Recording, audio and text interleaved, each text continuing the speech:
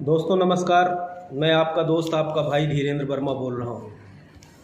दोस्तों, एक ऐसा सवाल मेरे सामने आया, एक व्यक्ति ने मुझसे पूछा, तो मैंने सोचा कि वो सवाल और उस सवाल का जवाब दोनों आप लोगों तक मुझे पहुँचाना चाहिए। और वो वास्तव में बहुत महत्वपूर्ण सवाल है। एक मेरे मित्र हैं, मेरे जानने वाले हैं, वो मुझसे मिले 2-3 दिन पहले, और उन्होंने मुझसे कहा, धीरेन्द्र जी एक चीज़ बताओ मुझे आप कि राजस्थान की हर विधानसभा के अंदर, चाहे सीकर की 8 विधानसभा कहीं भी चले जाओ आप, दलित समाज का वोट 50,000, 55,000, 60,000 वोट है हर विधानसभा में। उसके बाद भी उसकी कोई राजनीतिक पहचान नहीं है, उसके बाद भी उसकी कोई सत्ता में हिस्सेदारी नहीं है। आखिर ऐसा क्यों है? दोस्तों, बहुत अच्छा सवाल उन्होंने पूछा। दलित समाज की सत्ता में हिस्सेदारी इसलिए नहीं है, वो आज तक अपनी राजनीतिक पहचान नहीं बना पाया, अपने पैरों पर नहीं खड़ा हो पाया। दलित समाज के जो लीडर हैं वो कोई कांग्रेस में, कोई बीजेपी में, कोई कम्युनिस्ट में, वहाँ जिंदाबाद मुर्दाबाद कर रहे हैं, धक्के खा रहे हैं। उसका रीज़न ये है कि दलित समाज सत्ता हासिल करने के लिए उसको जहाँ चोट करनी चाहिए वहाँ चोट कर नहीं रहा है। वो चोट गलत जगह कर रहा है, और गलत जगह चोट करने से कभी सत्ता हासिल होगी नहीं। चोट तो सही जगह करनी पड़ेगी। चोट उसको कहाँ करना था? चोट उसको करना था अपने मुद्दों पर। उसके मुद्दे क्या हैं? उसके पास समाज में समान अवसर नहीं है, समाज में उसकी आर्थिक स्थिति सबसे ज़्यादा बिगड़ी हुई है, उसके पास एक ही ऑप्शन है रोजगार के, सरकारी नौकरियां। सरकारी नौकरियों का हाल एकदम बर्बाद हो चुका है। कांग्रेस और बीजेपी ने मिल के बर्बाद कर दिया। केवल 2% सरकारी जॉब है, 98% जॉब प्राइवेट सेक्टर में है, वहाँ कोई रिजर्वेशन है नहीं। उनके बच्चों को पोषण युक्त भोजन नहीं मिलता है, इसलिए वो 40 साल, 35 साल में, 50 साल में मर रहे हैं। ठीक है, उनकी ग्रोथ अच्छी नहीं होती है। जब दलित समाज की, अभी एक सर्वे आया है, दलित समाज की जो महिलाएं हैं वो अदर समाज की महिलाओं से 10 साल पहले मर जाती हैं। क्यों? क्योंकि जब वो प्रेग्नेंट होती हैं, जब उनके गर्भ में बच्चा होता है, ठीक है, न तो उनको न्यूट्रिशन मिलता है, न उस बच्चे को मिलता है।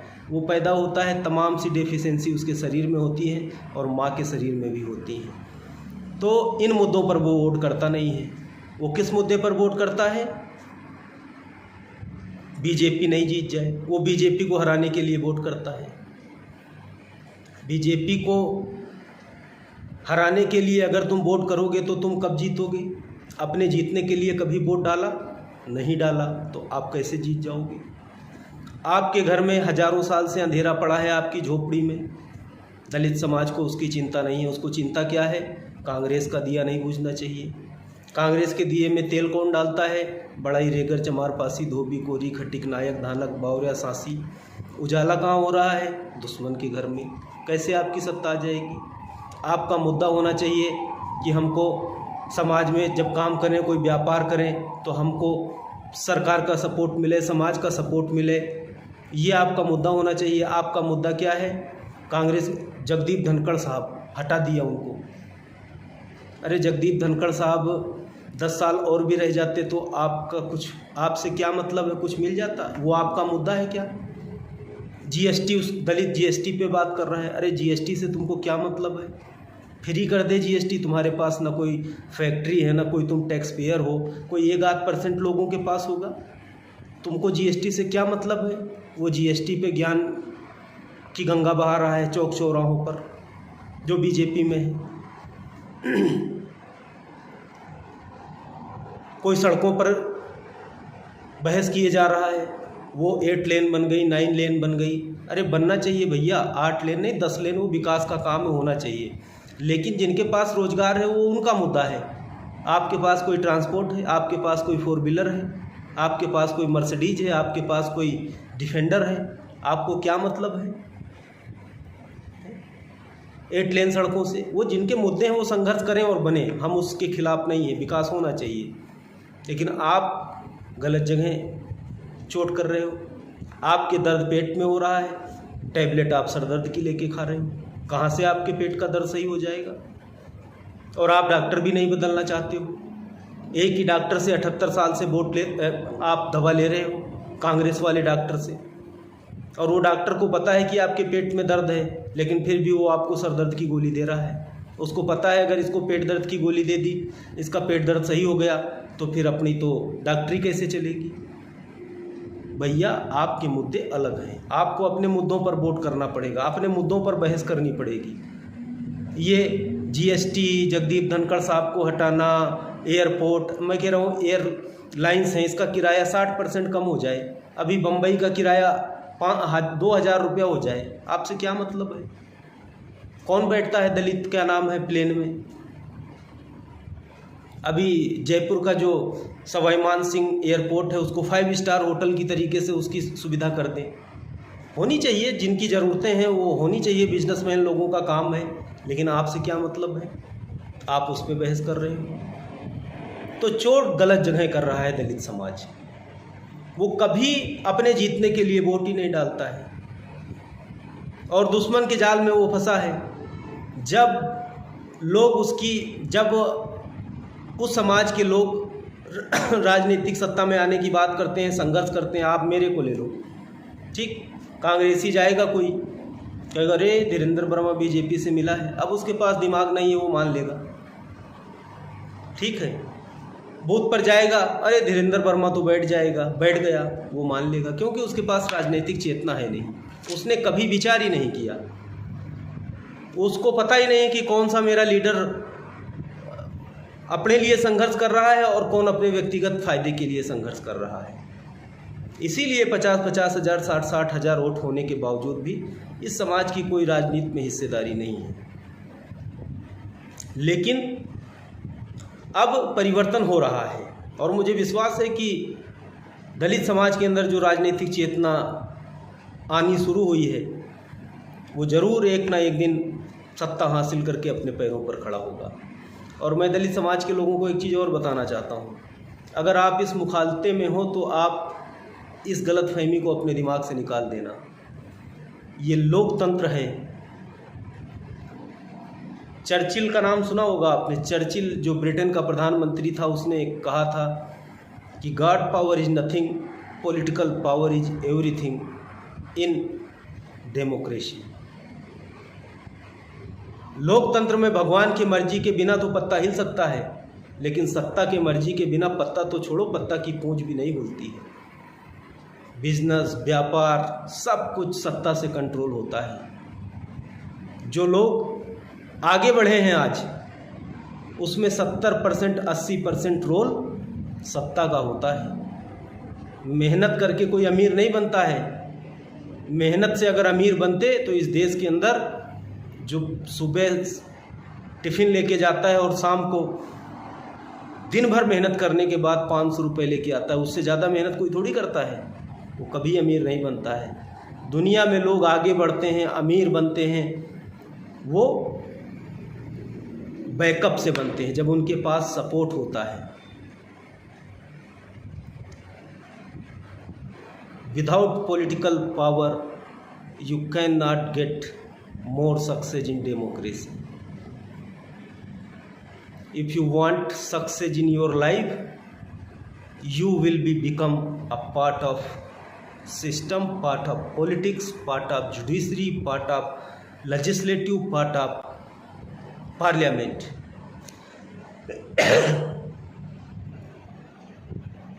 Without political you cannot get anything in democracy. अगर आप सोचते हैं कि कोई छड़ी घुमाएगा और ज़िंदगी में हमारे चमत्कार हो जाएगा, कभी छड़ी नहीं घूमने वाली है मेरे भाई। खुद लड़ना पड़ेगा, खुद संघर्ष करना पड़ेगा, तब जाके लोगों को सफलता मिलती है। आपको क्या चाहिए? आपको एक पार्टी चाहिए, एक लीडर चाहिए, आपको बटन चाहिए। ईवीएम में आपके लिए सारी चीज़ें व्यवस्था कर दी, बटन तो आपको ही दाबना है। आपको कम से कम इतना गर्व होना चाहिए कि कल हमारे हिस्से की राजनीतिक लड़ाई कोई एक व्यक्ति लड़ तो रहा है, कोई हमारे राजनीतिक पहचान की लड़ाई तो लड़ तो रहा है। मैंने कभी आपसे कोई पैसा नहीं मांगा, आपको कभी रैली मीटिंग में ले जाने के लिए नहीं कहा। मैं जानता हूं कि अगर मैं आपको बुलाऊंगा, आप मेरे साथ एक दिन धरने प्रदर्शन में जाएंगे, आपकी 500 रुपये की मजदूरी का नुकसान हो जाएगा। इसीलिए मैं कोई धरना प्रदर्शन आंदोलन नहीं करता हूँ, क्योंकि हमारे लोग गरीब लोग हैं, वो रोज़ कुआं खोदते हैं, रोज़ पानी पीते हैं। मैं आपसे पैसे नहीं मांगता हूँ, मैं जानता हूँ कि आपके पास देने के लिए आप अगर 500 रुपये दोगे तो आपकी एक दिन की पूरी मेहनत चली जाएगी।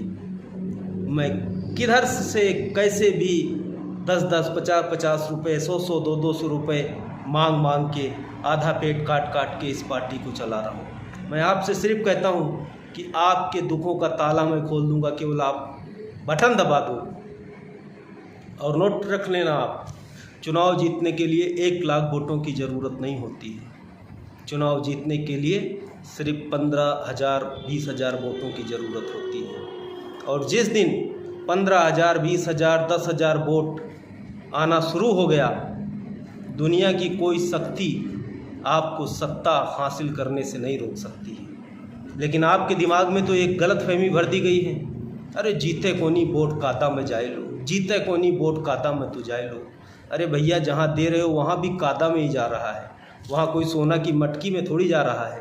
तो उस कादे से अच्छा इस कादे में डाल दो, कम से कम इस कादे में आपकी गिनती तो होगी, आपकी पहचान तो बनेगी, आपकी लड़ाई तो 1-2 कदम आगे बढ़ेगी। लेकिन आप इन चीज़ों को समझने को तैयार नहीं हैं, फिर कैसे आपको सत्ता मिल जाएगी? आपको जो बता देता है वही आप मान लेते हो। लाल सलाम और जय भीम साथ बोल दिया, आप लाल सलाम वालों को अपना मान लेते हो। ये देखो मेरे पास किताब रखी है, बुद्धा एंड कार्ल मार्क्स, बाबा साहब अम्बेडकर की लिखी है। रूस में क्रांति कैसे हुई, ठीक है, रूस में क्रांति में कितना ब्लडशेड हुआ, कितने लोगों की जानें गईं। और मार्क्सिज्म जो है, जो कार्ल मार्क्स की विचारधारा थी, वर्गों की लड़ाई थी।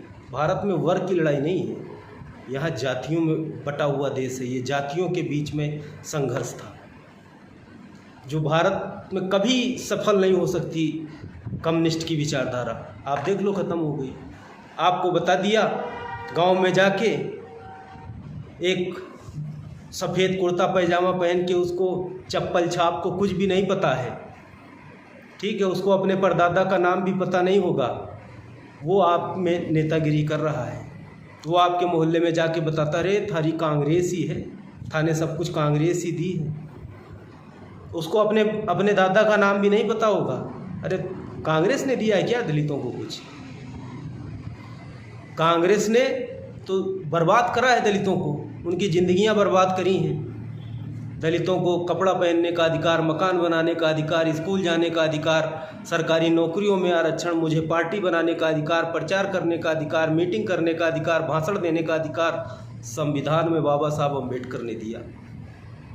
और जब संविधान बन रहा था तो संविधान सभा में डॉक्टर अम्बेडकर को जाने से रोकने के लिए कांग्रेस ने क्या क्या नाटक नहीं किया। हाँ, कांग्रेस ने आपको दिया है, क्या दिया है पता है? आपको दिया है धनिया, मिर्चा, हल्दी, नमक, मोबाइल, पट्टा, पेंशन, पेट भरो जिंदा रहो। अरे पेट तो कुत्ता भी भरता है, जिंदा तो वो भी है। तो फिर इंसानों में, उनमें और हम में फ़र्क क्या है? कांग्रेस कभी नहीं चाहती है कि आप अपने पैरों पर खड़े हो जाएं। कांग्रेस ने आज़ादी की 78 साल बाद, क्या 40 साल भी कांग्रेस ने राज नहीं किया होगा राजस्थान में? आज भी दलित घोड़ी से उतारा जा रहा है, दलित मूंछ रखने पर मारा जा रहा है। क्या किया आपने? और कांग्रेस कभी नहीं चाहती है कि दलित को घोड़ी से ना उतारा जाए, उसको मूंछ रखने पर ना मारा जाए। कांग्रेस तो चाहती है कि दलित घोड़ी से उतारा जाए, उसको मूंछ रखने पर मारा जाए। अब आप देखो कि करौली, भरतपुर, कहीं भी एक दलित को घोड़ी से कोई उतार देगा, उसकी मूंछ रखने पर उसके साथ मारपीट कर देगा। कांग्रेस उसकी फ़ोटो पूरे राजस्थान में बेचेगी। तो दलित ने उतार दिया घोड़ी से, मूंछ रखने से उसको मार दिया, ओ बीजेपी आ गई तो ओजू ठाकरा को राज अजैसी, थाने ख़त्म कर देसी। अरे भैया, ठाकर आपके हिस्से की मलाई खा रहा है क्या? ठाकर आपका राजनीतिक दुश्मन है क्या? आपकी ज़मीनें ठाकर ने छीनी, आपका वोट ठाकर छीन रहा है, आपकी राजनीतिक हिस्सेदारी ठाकर ले रहा है? नहीं भैया, आपकी राजनीतिक हिस्सेदारी ठाकर नहीं ले रहा है। और लड़ाई किस बात की है? मूंछ रखने की लड़ाई है क्या? घोड़ी पे चढ़ने की लड़ाई है क्या? अरे घोड़ी पे क्यों चढ़ते हो? सत्ता हासिल करो, मर्सिडीज पे चढ़ो ना, घोड़ी में क्या पड़ा है? सत्ता हासिल करो, रोल्स रॉयस में चढ़ो ना, कौन रोकेगा तुमको? सत्ता हासिल करो, जिले का एसपी खड़ा होगा उस गांव में और सलूट करके निकालेगा तुमको। सत्ता तो हासिल करो। तो लड़ाई सत्ता तो पाने की लड़ ही नहीं रहा है ना दलित, उसको तो दूसरी बातों में उलझा के रखा है। तो मैं आप लोगों से ये कहना चाहता हूँ कि आप लोग बेवजह के मुद्दों में मत पड़िए, आप सिर्फ अपने मुद्दों पर तटस्थ रहिए, अपने मुद्दों पर बने रहिए। अब क्या है, आपके पास, हमारे पास क्या है, राजनीतिक समझ ना होने की पास हमारे पास जवाब नहीं होते हैं। जवाब इसलिए नहीं होते हैं क्योंकि हमारे पास उतनी राजनीतिक चेतना नहीं है। गांव में आप बैठे हो, ठीक, अब आपको गांव में जाएगा, वोट पड़ रहा है, 12 बजे आपके पास एक आदमी जाएगा सड़क छाप, अरे धीरेन्द्र वर्मा वो तो बैठ गया, वो तो बीजेपी में गया, वो तो कम्युनिस्ट में गया, वो तो पैसा ले लिया। आप जो है उकचूक हो जाते हैं। आपको कुछ नहीं कहना है, आपको बस एक ही चीज़ कह देना है, वो खाडम गिरसी तो मैं खाडम गिरसियाँ। अगली बार वो आपसे पूछेगा ही नहीं, कह दो वो जहाँ जाएगा वहाँ जाएंगे उसके साथ। अगली बार वो आपसे सवाल पूछेगा ही नहीं। तो आप लोगों को ये सारी चीज़ें समझनी पड़ेंगी, आपको अपने मुद्दे खुद गढ़ने पड़ेंगे, अपनी लड़ाई खुद तय करनी पड़ेगी और खुद अपने हाथों से लड़नी पड़ेगी। दूसरा कोई आपकी लड़ाई न तो लड़ने वाला है, ना आपके लिए कोई चाहता है कि आप अपने पैर पर खड़े हों। दूसरे आपकी राजनीतिक लड़ाई लड़ते हैं अपने फ़ायदे के लिए और उसको आपकी कीमत चुकानी पड़ती है। तो यही वो सवाल उन्होंने पूछा, तो मैंने कहा कि इसका जवाब देना ज़रूरी है। दलित समाज इसलिए सत्ता में नहीं आ पाता है इतना वोट होने के बावजूद, क्योंकि वो गलत जगह चोट कर रहा है। ठीक है, वो तो जीएसटी में फंसा है, जगदीप धनखड़ साहब में फंसा है, प्लेन के किराया में फंसा है, जो उसके मुद्दे ही नहीं हैं। वो अमीरों के मुद्दे हैं, गरीबों से क्या मतलब है, दलितों से क्या मतलब है। दर्द उसके पेट में हो रहा है, वो टैबलेट ले रहा है सर दर्द की, कैसे आराम आ जाएगा उसको। तो मैं आप लोगों से कहना चाहता हूं कि आप लोग इस चीज़ों को समझिए और ये बातें ज़्यादा से ज़्यादा लोग तक पहुंचाइए आप लोग, ताकि देखो विचारों की क्रांति जब तक नहीं होगी तब तक परिवर्तन होने वाला नहीं है। तो आप लोगों का बहुत बहुत धन्यवाद, नमस्कार।